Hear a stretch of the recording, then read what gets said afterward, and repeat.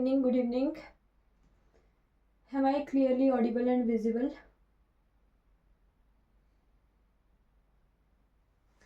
Okay तो आज हम जो है ज्योग्राफी के कैसे कैसे हमने ज्योग्राफी पढ़नी है वो देखेंगे, राइट? Okay, right. ज्योग्राफी यानी भूगोल, राइट? तो ज्योग्राफी के हम 3 हिस्से पढ़ेंगे। एक पढ़ेंगे हम फिजिकल ज्योग्राफी, राइट? सेकंड हम पढ़ेंगे इंडियन ज्योग्राफी और थर्ड हम पढ़ेंगे वर्ल्ड ज्योग्राफी।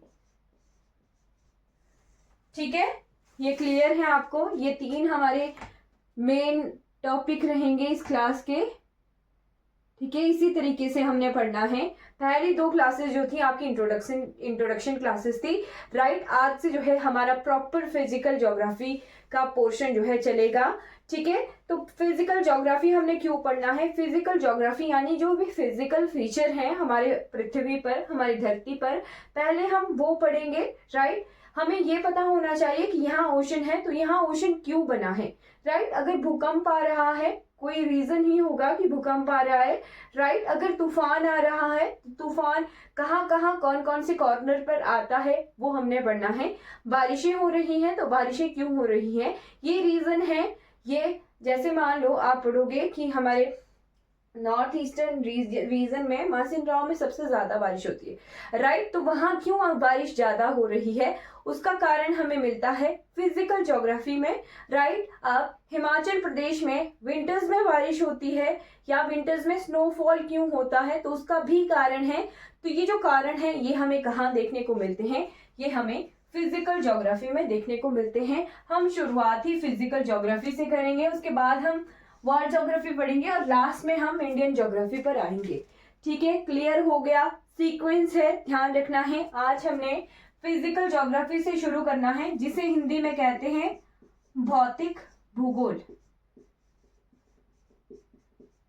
राइट? तो भौतिक भूगोल से शुरुआत करेंगे, उसके बाद हम वर्ल्ड ज्योग्राफी पढ़ेंगे, राइट? और बाद में हम इंडियन ज्योग्राफी पर आएंगे। Is it clear? सबको क्लियर? भौतिक भूगोल के भी 3 टाइप हैं। ठीक है, एक है भौतिक भूगोल के 3 टाइप हैं।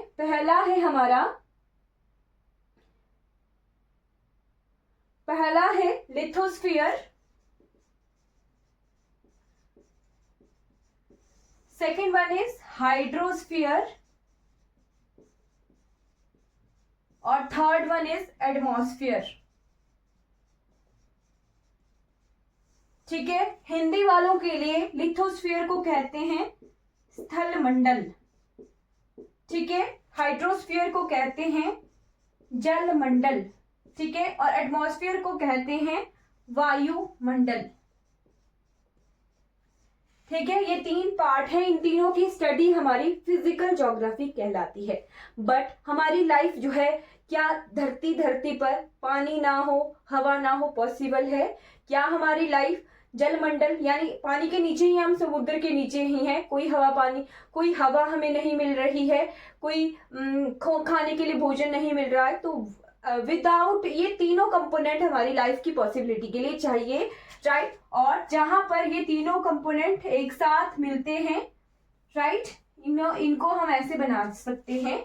ये क्या है? हाइड्रोस्फीयर है, और ये क्या है हमारे पास? लिथोस्फीयर है, और ये क्या है?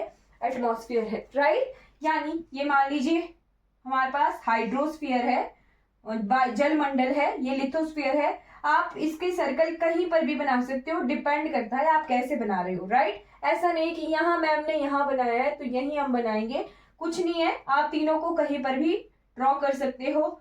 मान लीजिए लिथोस्फीयर है, ये हाइड्रोस्फीयर है और ये एटमॉस्फेयर है। तो ये जो तीनों जहां पर कंसाइड कर रहे हैं, जहां ये तीनों मिल रहे हैं, वहीं पर ही हमारी जो है लाइफ पॉसिबल होती है, राइट? हमें लाइफ की पॉसिबिलिटी के लिए पानी भी चाहिए, धरती भी चाहिए और हवा भी चाहिए। तो जहां पर ये तीनों कॉन्साइड होते हैं, ऐसी जगह को कहते हैं बायोस्फीयर। ठीक है, हिंदी में कहते हैं जैविक मंडल।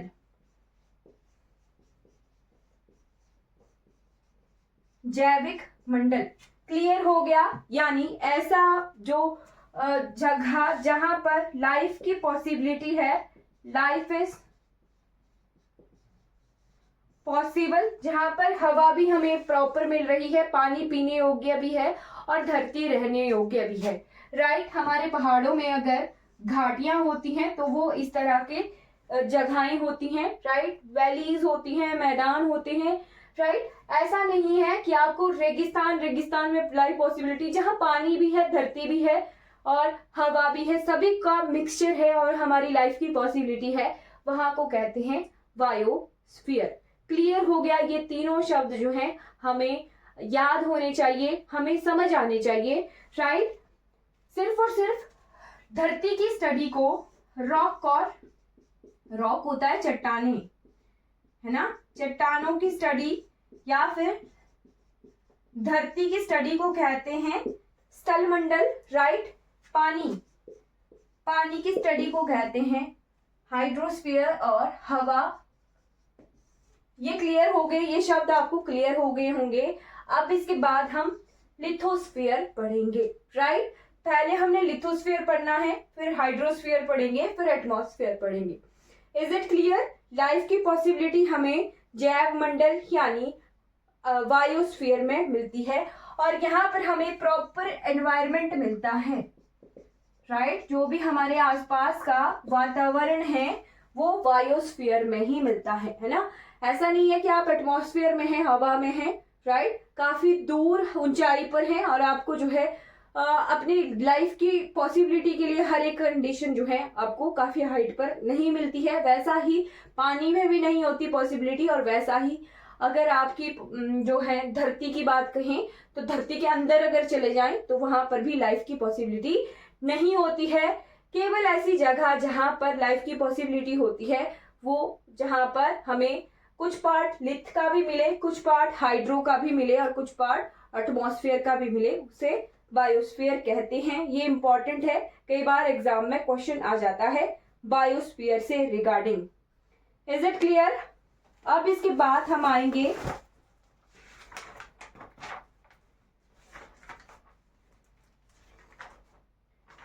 लिथ पर। लिथ से पहले आपको स्टार लगाकर नोट कर लेना है सिर्फ एक दो चीजें आपने नोट कर लेनी है। जहां पर हम लैटिट्यूड्स और लॉन्गिट्यूड्स पढ़ रहे थे ना, वहां उस पेज पर नोट करना, दिन बनते हैं, ठीक है, formation of day and night ना, occurrence of day and night. Right, दिन और रात किस वजह से बनते हैं? तो जो धरती अपने एक्सेस मतलब धरती जो है इस तरह से 23.5 डिग्री पर टिल्टेड है। राइट, धरती की एक्सेस ऐसे नहीं है। राइट, ऐसे नहीं घूम रही है धरती, पृथ्वी ऐसे नहीं घूम रही है। ठीक है, पृथ्वी जो है अपनी एक्सेस पर ऐसी टेढ़ी है, टिल्टेड है।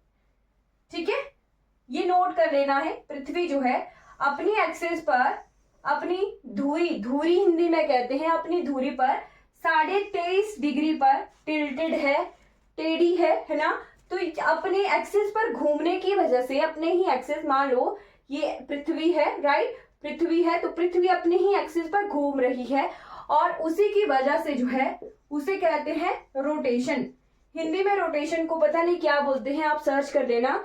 राइट, ड्यू टू रोटेशन, पृथ्वी अपनी ही एक्सिस पर घूम रही है, उसकी वजह से दिन रात बन रहे हैं। ठीक है, दिन रात बन रहे हैं और पृथ्वी सूर्य के चारों ओर जो घूम रही है, मान लीजिए बीच में सन है, राइट, और पृथ्वी के सूर्य के चारों ओर जो घूम रही है उस वजह से बनते हैं सीजन यानी मौसम। ये 2 पॉइंट आपने लिख लेने हैं, इंपॉर्टेंट है।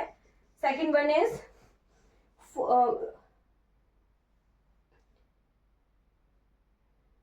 फॉर्मेशन ऑफ सीजन्स लिख लेना आपसे, ठीक है, seasons occurrence due to revolution. Revolution होता है, चारों ओर घूमना, ठीक है, रिवोल्यूशन अराउंड द सन,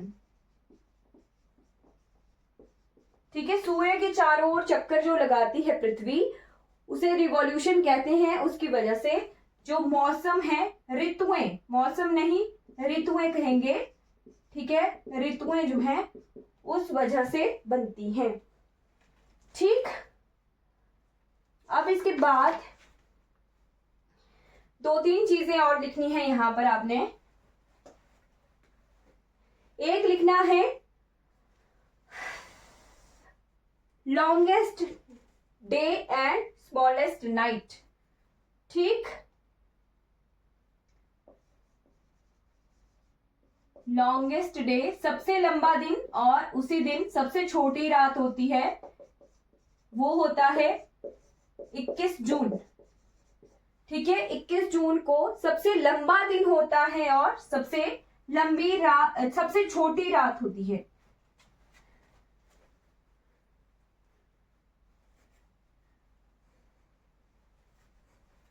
इक्कीस जून को सबसे लंबा दिन होता है और सबसे छोटी रात होती है। वैसा ही सेम इसका बिल्कुल उल्टा 22 दिसंबर, इस दिन क्या होता है, यहां नाइट लिखना, smallest day and longest night, सबसे लंबी रात और सबसे छोटा दिन। इस बार के टैट के एग्जाम में ये क्वेश्चन आया था, राइट। इस बार के टैट में ये क्वेश्चन आया था कि बताइए साल का ऐसा कौन सा दिन होता है जिस दिन सबसे लंबी रात होती है। ये टैट का क्वेश्चन है, अभी पिछला टैट हुआ था ना दिसंबर का, उसमें ये क्वेश्चन आया था। ये 21 जून को सबसे लंबा दिन, छोटी रात, ठीक है, और 22 दिसंबर को सबसे छोटा दिन और सबसे लंबी रात। ये क्वेश्चन आया था, लंबी रात, ये क्वेश्चन आया हुआ है, मैंने देखा था टैट की एग्जाम का क्वेश्चन, ये वाला मैंने वहां पर देखा हुआ है। 22 दिसंबर को सबसे लंबी रात होती है पूरे साल भर की, ठीक है। फिर उसके बाद 2 और डेट्स हैं जहां पर दिन और रात बराबर होते हैं। एक है 23 सितंबर और दूसरा है 21 मार्च, राइट। ये जो दिन है 23 सितंबर और 21 मार्च, यहां पर दिन और रात बराबर होते हैं। ये इंपॉर्टेंट है, इसे लिख लेना आप। ये प्रीवियस अभी वाला जो टैट है उसमें क्वेश्चन आया हुआ था, ठीक है। इनके नाम भी हैं, वो भी अगर आप लिखना चाहें तो लिख सकते हो, राइट। 23 सितंबर को कहते हैं एटम इक्विनॉक्स, हिंदी में नहीं मुझे पता है क्या लिखते हैं, आप सर्च कर लेना, राइट। ऑटम होता है पतझड़, है ना, पतझड़ ही होता है ना, ऑटम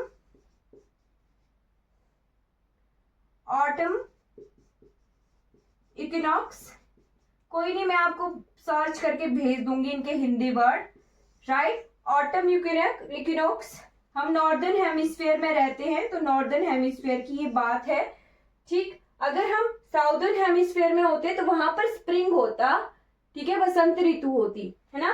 क्या होता है, जैसे अगर नॉर्दर्न हेमिस्फीयर में विंटर है तो साउदर्न हेमिस्फीयर में समर होती है, ठीक है, और उसका उल्टा होता है। जैसे मान लो आजकल हमारे नॉर्दर्न हेमिस्फीयर में विंटर है तो आजकल एग्जैक्टली सेम डेज में साउदर्न हेमिस्फीयर में समर होती है, ठीक। तभी अगर 23 सितंबर में नॉर्दर्न हेमिस्फीयर में अगर ऑटम है, पतझड़ है, तो वही सेम चीज 23 सितंबर को ही साउदर्न हेमिस्फीयर में क्या हो रहा होगा, स्प्रिंग हो रही होगी। ये नोट कर लेना है, कई बार एग्जामिनर जो है उल्टी तरह से क्वेश्चन पूछता है। जैसे ये था कि स्मॉलेस्ट डे अगर 22 दिसंबर को होता है तो लॉन्गेस्ट नाइट कब होती है, यानी अगर लंबा दिन, छोटा दिन है तो लंबी रात कब होती है। तो एग्जामिनर ने छोटा दिन ना पूछ के लंबी रात पूछा था। तो इस तरह का क्वेश्चन यहां से भी आ सकता है। पूछ सकते हैं कि अगर आप साउदर्न हेमिस्फीयर में हैं, है ना, दक्षिणी ध्रुव में है, तो आपको कौन सा मौसम देखने को मिलता है। तो दक्षिणी ध्रुव में स्प्रिंग होता है, बसंत होती है, राइट। अगर 21 मार्च को नॉर्दर्न हेमिस्फीयर में आपको आजकल की बात है, अगर आपको स्प्रिंग देखने को मिल रहा है, स्प्रिंग इक्विनॉक्स, राइट, तो साउदर्न हेमिस्फीयर में आपको जो है ऑटम देखने को मिल रहा होगा, राइट। ठीक है, एग्जामिनर घुमा फिरा के क्वेश्चन पूछते हैं, तो हर एक तरह से आपको जो है तैयार रहना है। Is it clear? ठीक, ये 2 पॉइंट आपने नोट रखने हैं। और जो 21 जून होता है उसे कहते हैं समर सॉलिटिस। यहां पर समर हो रही होती है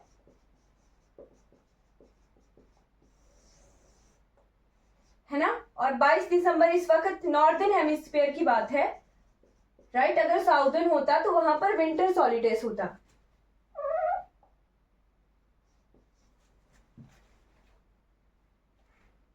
कंफ्यूज मत होइए, सिंपल सा है ना। यहां पर नॉर्दर्न हेमिस्फीयर में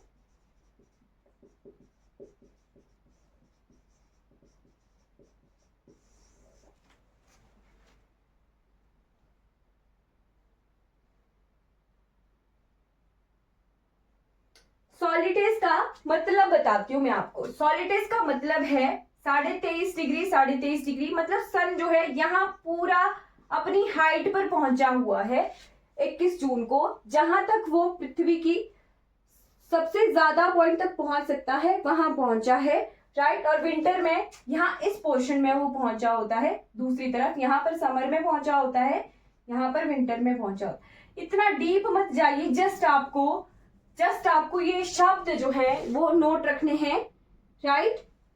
इक्विनॉक्स का मतलब होता है दिन रात बराबर, राइट। ठीक है, क्लियर हो गया? अभी किसी को कोई कंफ्यूजन है तो पूछ लो।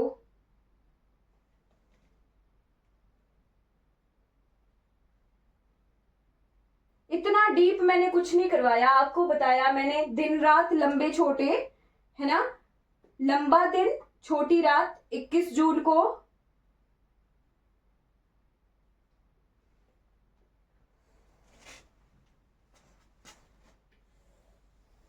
इक्कीस जून को सबसे लंबा दिन छोटी रात, 22 दिसंबर को छोटा दिन लंबी रात। ठीक है, नॉर्दर्न हेमिस्फीयर में रह रहे हैं तो उत्तरी ध्रुव की बात करते हैं, उत्तरी गोलार्ध की बात करते हैं। ठीक, उत्तरी गोलार्ध में 21 जून को सबसे लंबा दिन होता है, छोटी रात होती है, राइट। 22 दिसंबर को उत्तरी गोलार्ध में सबसे छोटा दिन लंबी रात होती है, राइट।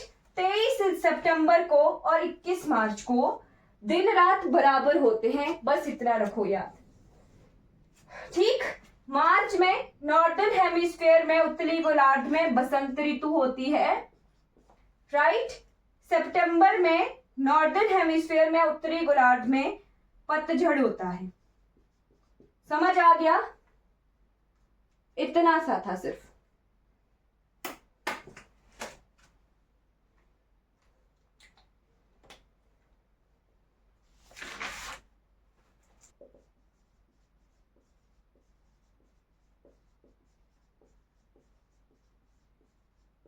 यानी स्थल मंडल। ठीक,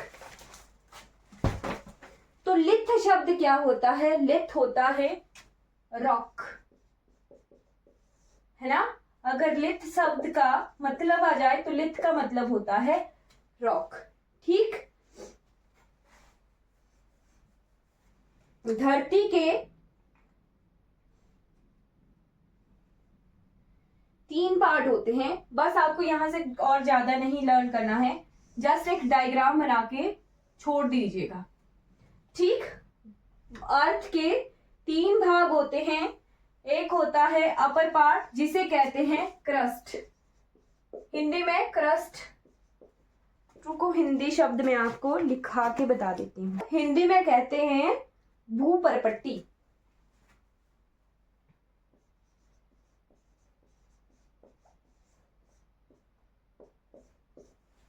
ठीक है,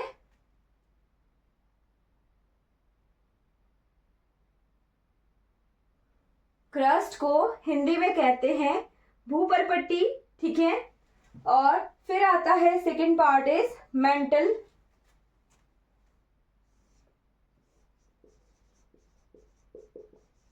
मेंटल को हिंदी में मेंटल ही कहते हैं। ठीक है, और थर्ड पार्ट है पृथ्वी का, जिसे कहते हैं कोर, जो कि है केंद्रीय भाग। ठीक है, तो ये 3 पार्ट हैं। ठीक, क्रस्ट, मेंटल और कोर। जो ये क्रस्ट है ये फैला होता है लगभग, जैसे जहां हम खड़े हैं वहां से नीचे अगर जाया जाए तो 34 किलोमीटर तक हमें क्रस्ट मिलता है, यानी भूपरपट्टी मिलती है। ठीक, यहाँ पर 34 किलोमीटर तक हमें क्रस्ट मिलता है और ये पृथ्वी का 1% भाग होता है, यानी 1% पार्ट होता है। ठीक है, राइट। और जो मेंटल होता है वो होता है 86%। ठीक, कहां से कहां तक ये हमें मिलता है? तो ये हमें मिलता है जब हम कितने किलोमीटर तक जाएं, 2900 किलोमीटर तक जाएं, 2900 किलोमीटर तक हमें मेंटल मिलता है। और उसके बाद अगर पृथ्वी से जाएं कहां तक, 6371 किलोमीटर, तब हमें कोर मिलता है, यानी केंद्रीय भाग मिलता है। इतना सा लिख के आपको छोड़ देना है। ठीक, यहाँ पर भूपरपट्टी पर हमें 2 चीजें मिलती है, दो चीजें मिलती है, वो नोट कर लेना है, कई बार एग्जाम में आ सकता है। ये ऐसे लिखना, ऐसे बनाना। यहां मान लो आपका जो है समुद्र है। ठीक है, राइट, और यहां धरती ही है। तो यहां पर हमें 2 तरह की क्रस्ट मिलते हैं, 2 तरह की परपट्टियां मिलती हैं। ठीक है, एक मिलता है सियाल और एक मिलता है सीमा। राइट, ये होता है सियाल और ये होता है सीमा। राइट, ये इंपॉर्टेंट है, यहां से एक क्वेश्चन आता ही आता है। 6371 किलोमीटर। ठीक, जो ये सियाल होता है ये होती है कॉन्टिनेंटल क्रस्ट। यहां पर सिर्फ धरती धरती है, आपको पानी नहीं दिख रहा है। राइट, मान लो आप जहां हो ना, वहां उस जगह को कॉन्टिनेंटल क्रस्ट कहते हैं, धरती का भूभाग कहते हैं। और ये सियाल यानी सिलिकॉन और एल्यूमिनियम से बना होता है। ठीक है, और जो ओशिनिक क्रस्ट है, ये जो दूसरा पार्ट है जिसके ऊपर समुद्र है ना, समुद्र भी तो धरती के ऊपर ही है ना, समुद्र भी धरती के ऊपर ही है। तो समुद्र के नीचे जो धरती है वो किससे बना होता है? वो बना होता है सीमा से, SIMA। मैंने कहा था आपको फालतू जो है आंसर नहीं, कमेंट नहीं करने हैं जब तक कि आपसे कुछ पूछा ना जाए। ठीक है, सीमा ये क्या है? ओशिनिक क्रस्ट। ओशिनिक क्रस्ट यानी जो समुद्र के नीचे वाला धरती वाला भाग है ना, उसे सीमा कह रहे हैं, ओशिनिक क्रस्ट कह रहे हैं, यानी समुद्री भूपरपट्टी कह रहे हैं। और ये बनी होती है सीमा यानी सिलिकॉन और मैग्नीशियम से। ये इंपॉर्टेंट है, इसे आपने नोट करना है, एग्जाम में क्वेश्चन आ जाता है इसका। ये जो जहां पर सिर्फ आपको धरती धरती दिख रही है ना, कॉन्टिनेंट दिख रहा है, वो क्या है? सियाल है ना। सियाल यानी सिलिकॉन और एल्यूमिनियम से बना है। और जहां पर ओशनिक क्रस्ट है, समुद्र के नीचे वाली जो धरती है, उसे कह रहे हैं सीमा, जो कि सिलिकॉन और मैग्नीशियम से बनी है।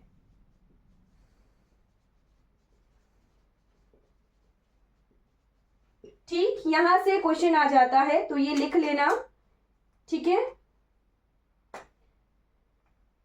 और ये जो कोर है ये बना होता है निकल फेराइट से, NiFe, ठीक है, निकल फेरस, निकल फेरस।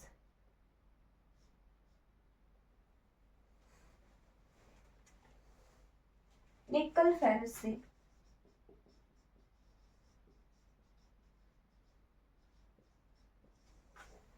ठीक, इन तीनों की कॉम्पोजिशन आपको लिख लेनी है।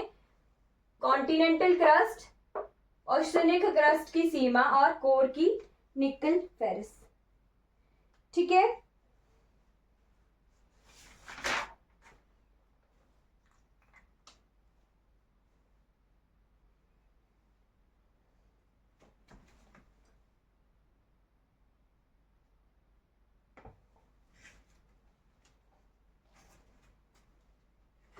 अब एक और डायग्राम हमें लिथोस्फीयर में बना के छोड़नी है।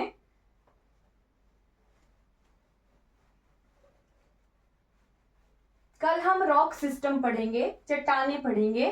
आज हम धरती के भूभाग भाग पढ़ रहे हैं, ठीक है।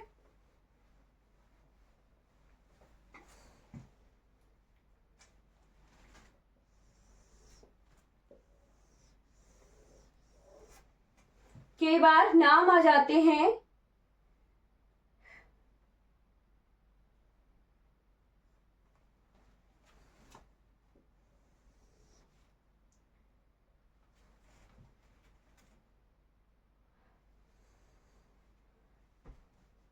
Fe होता है आयरन, लोहा, ठीक है। नेहा मैम, क्या बोलूं, क्रस्ट, मेंटल, राइट, और ये है कोर, राइट।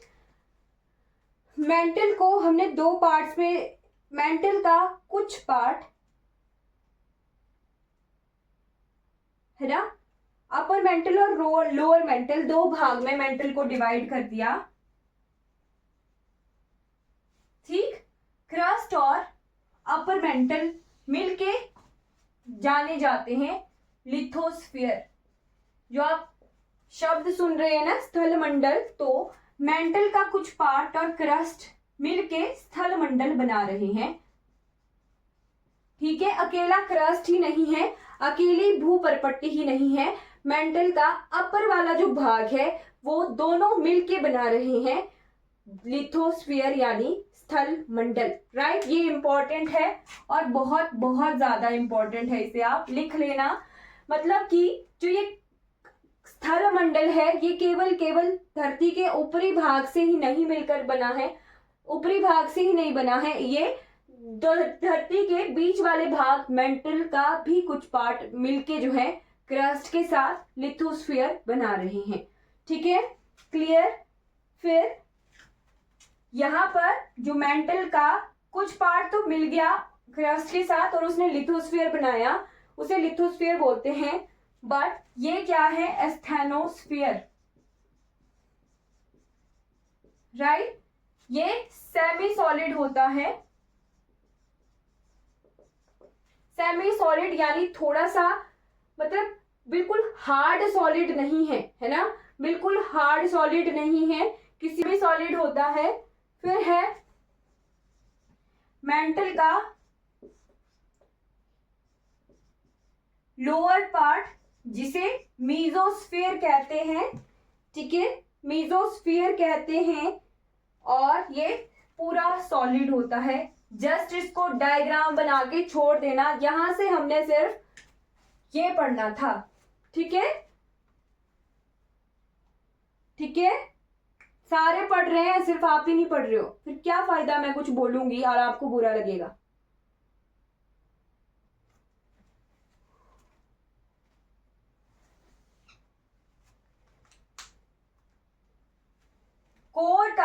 कोर को भी हमने दो भाग में डिवाइड कर दिया। कोर के ऊपर वाले भाग को कहते हैं आउटर बेरिस्फीयर, ठीक है, और इसे कहते हैं इनर बेरिस्फीयर,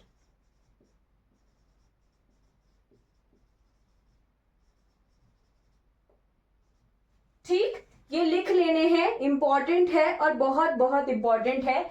ये है स्थलमंडल, जो कि हमने यहां से देखना था कि स्थलमंडल कैसे बना है, राइट। ये दो पार्ट हैं, मेंटल के दो भाग और कोर के दो भाग। ये जो है ये होता है लिक्विड, पूरी तरह से लिक्विड, जिसे मैग्मा कहते हैं ना,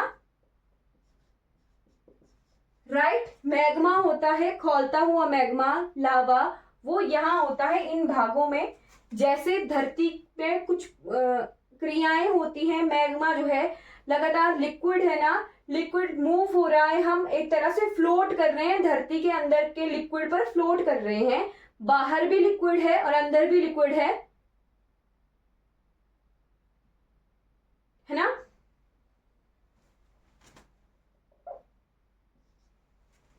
ठीक, अंदर भी लिक्विड है तो उसकी वजह से फ्लोट कर रहे हैं। और प्लेट्स जो हैं एक वजह से जो हैं आगे पीछे हो जाती हैं, और फिर हमारे कई बार ज्वालामुखी आते हैं, है ना।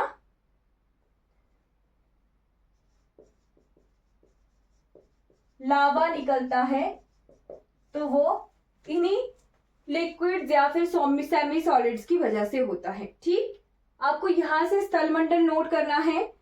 इनर पार्ट को इनर वेरिस्फीयर कहते हैं, ये सॉलिड होता है। ठीक है, लिक्विड, सॉलिड, सेमी सॉलिड, और ये सॉलिड ही होता है पोर्शन सारा।